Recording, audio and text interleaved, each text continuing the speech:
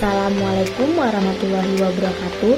Yang terhormat Ibu Yeti Finali SPD NPD selaku dosen pengampu mata kuliah manajemen kelas serta teman-teman yang berbahagia. Pada kesempatan kali ini, kami dari kelompok 12 akan membawakan materi tentang prinsip-prinsip menciptakan disiplin kelas BSD.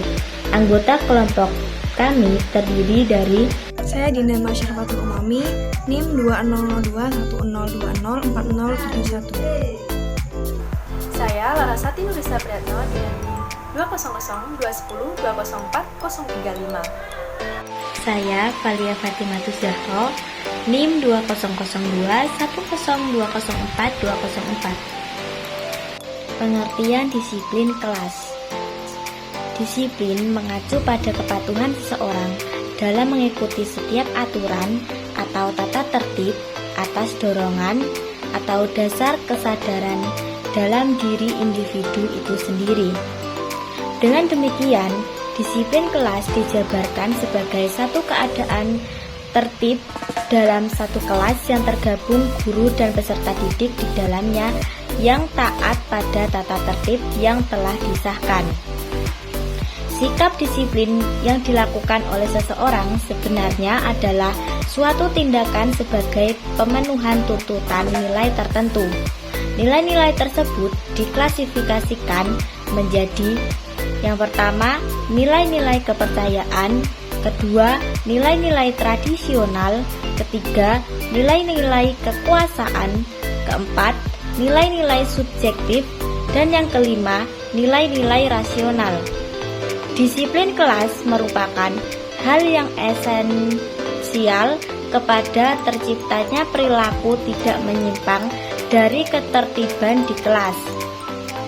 Dengan disiplin, peserta didik diharapkan bersedia untuk tunduk dan mengikuti peraturan tertentu dan menjauhi larangan tertentu pula.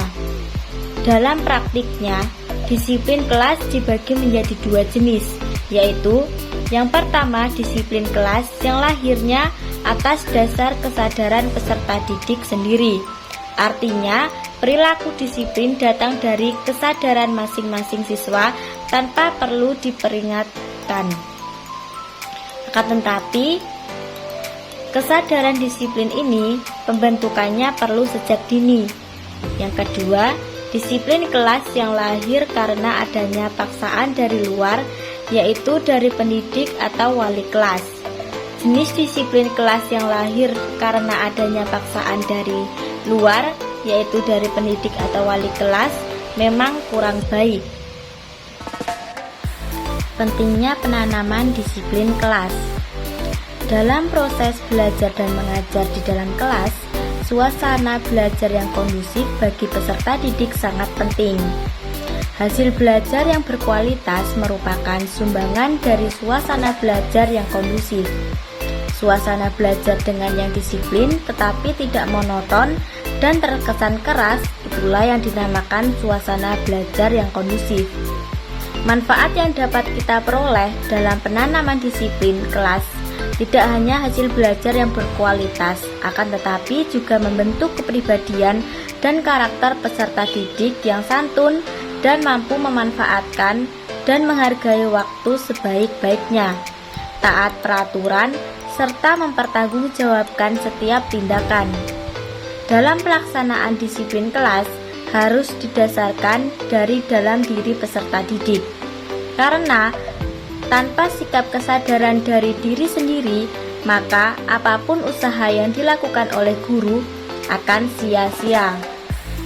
Pelaksanaan disiplin kelas diantaranya seperti yang pertama, datang di sekolah tepat waktu atau tidak terlambat. Yang kedua, rajin belajar di dalam kelas. Yang ketiga, menaati peraturan sekolah yang berlaku. Yang keempat, mengikuti upacara dengan hikmat. Dan yang kelima, melaksanakan dan mengumpulkan tugas tepat waktu dengan sebaik-baiknya. Selanjutnya adalah terkait hak kebutuhan siswa dan tampilan guru hubungannya dengan disiplin. Sekarang ini, banyak guru baru kurang menyadari bahwa peserta didik memiliki hak-hak tertentu di dalam lingkungan sekolah. Kemudian, untuk kebutuhan para siswa sendiri memiliki pengertian yaitu sebagai suatu faktor yang relevan dalam menentukan banyak sistem disiplin kelas atau sekolah.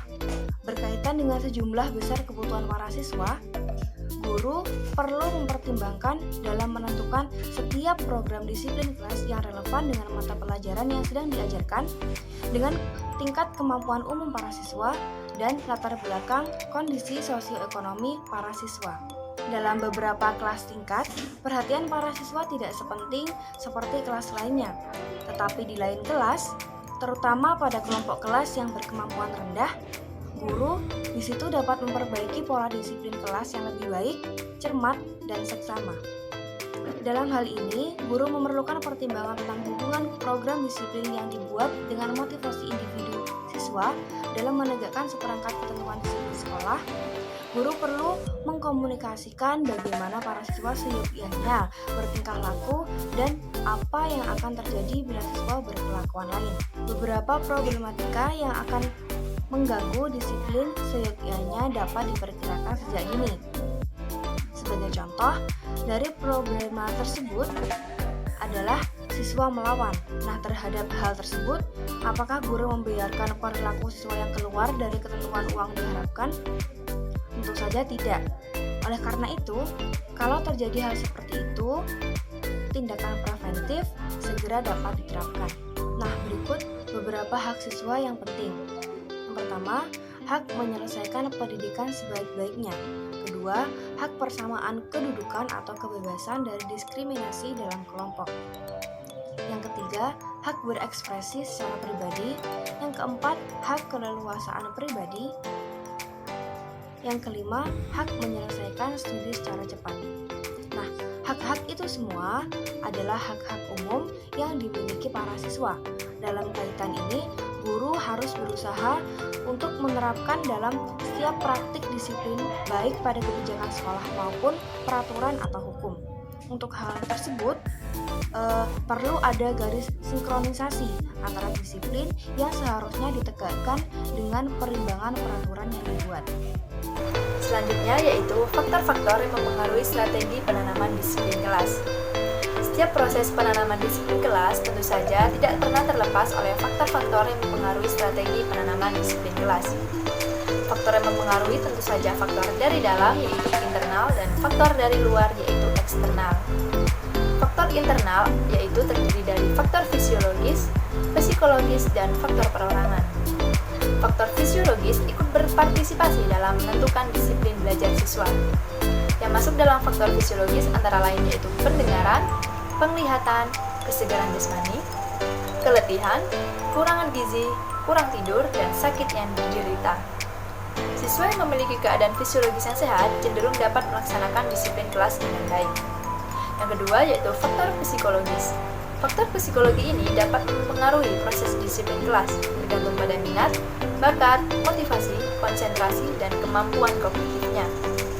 Seorang siswa yang tinggi minatnya dalam mempelajari sesuatu akan mendapatkan hasil yang tinggi pula. Apabila siswa memiliki minat yang tinggi terhadap pelajaran, maka akan cenderung disiplin dalam belajar. Lalu selanjutnya, bakat merupakan faktor yang besar perannya dalam proses belajar. Dalam mempelajari sesuatu yang sesuai dengan bakatnya, maka akan memperoleh hasil yang lebih baik. Selanjutnya, sebuah motivasi merupakan kondisi psikologis yang mendorong seorang peserta didik untuk melakukan sesuatu. Fungsi motivasi dalam belajar adalah untuk memberikan semangat pada seseorang sehingga mencapai tujuan. Lalu, konsentrasi dapat diartikan sebagai suatu pemusatan energi psikis yang dilakukan untuk suatu kegiatan tertentu secara sadar terhadap suatu objek atau materi pelajaran. Lalu, tujuan belajar menyangkut 3 aspek yaitu aspek kognitif, afektif, dan psikomotor. Namun, kemampuan kognitif lebih diutamakan. Yang ketiga yaitu faktor perorangan. Faktor perorangan adalah sikap seseorang terhadap suatu peraturan. Walaupun sudah mengetahui tentang peraturan yang berlaku, akan tetapi masih juga dilanggar atau bersikap acuh tak acuh terhadap ketentuan tersebut. Hal ini dapat dilihat dari siswa-siswi yang tidak mau mengikuti peraturan yang digariskan oleh baik guru, wali kelas, maupun oleh sekolah. Sebagai contoh misalnya, di hari Senin, siswa-siswi diwajibkan untuk mengikuti apel upacara bendera dan diwajibkan untuk memakai seragam sekolah yang lengkap. Akan tetapi, peraturan tersebut masih juga dilanggar oleh siswa walaupun ia sudah mengetahuinya. Selanjutnya yaitu faktor eksternal, faktor dari luar, terdiri dari faktor sosial dan faktor non-sosial. Faktor sosial merupakan faktor manusia sebagai makhluk sosial yang berkaitan dengan keluarga, sekolah, dan masyarakat. Sebagai makhluk sosial, manusia mempunyai kecenderungan sebagai berikut, yaitu yang pertama, manusia di dalam kelompoknya selalu ingin diikutsertakan. Yang kedua, manusia di dalam kelompoknya selalu ingin diperhatikan. Yang ketiga, manusia di dalam kelompoknya selalu ingin berhasil dan dihargai kelompoknya. Yang keempat, manusia di dalam kelompoknya memerlukan penghargaan dan perasaan yang diperlukan oleh orang lain. Dan yang kelima, manusia di dalam kelompoknya memerlukan sesuatu yang dapat membebaskan dirinya dari keterikatan waktu dan ruang. Yang kedua yaitu faktor non-sosial, terdiri dari lingkungan fisik.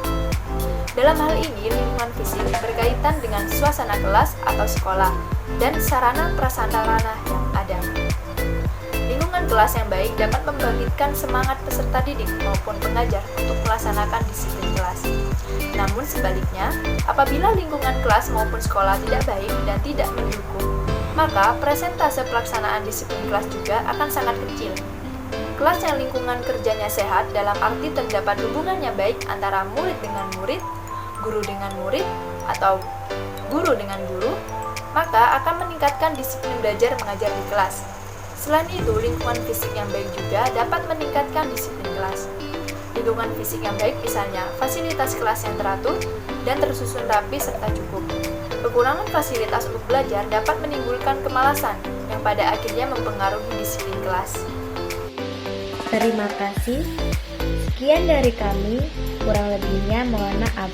Wassalamualaikum warahmatullahi wabarakatuh.